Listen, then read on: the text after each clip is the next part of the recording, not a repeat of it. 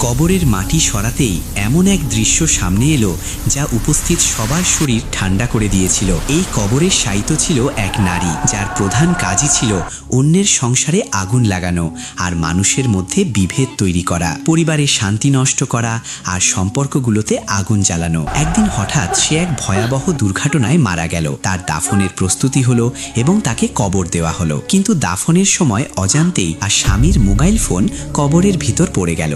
তখন কেউ টের পায়নি। কবর বন্ধ করে সবাই বাড়ি ফিরে গেল। বাড়িতে এসে সেই স্বামী যখন ফোনটি খুঁজতে লাগলো, তখন তার মনে পড়ল ফোনটি হয়তো কবরের ভিতর পড়ে গেছে। এ কথা ভাবতেই তার বুক কেঁপে উঠল।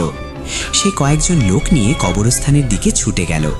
কবরের কাছে গিয়ে সে নিজের আরেকটি ফোন দিয়ে হারিয়ে যাওয়া ফোনে কল করলো। ভয়ে আর কৌতূহল নিয়ে লোকগুলো কবর খুঁড়তে শুরু করলো। যখন অনেকটা মাটি সরিয়ে ভেতরে তাকালো, সেই দৃশ্য দেখে তাদের রক্ত হিম হয়ে গেল। ভেতরে মহিলার জিহ্বা অস্বাভাবিকভাবে লম্বা হয়ে গিয়েছিল, এতটাই লম্বা যে তার পুরো শরীরের চারপাশে পেঁচিয়েছিল। মনে হচ্ছিল তার নিজের জিহ্বাই তার হাড় ভেঙে দিচ্ছে। ভয়ে কাঁপতে কাঁপতে সে মোবাইলটি তুলে নিল এবং হুঁশ হারানোর আগেই চিৎকার করতে করতে সেই ভয়াবহ স্থান থেকে তারা পালিয়ে গেল। এভাবেই সেই মৃত মহিলা সবার জন্য এক বড় শিক্ষা দিয়ে গেল।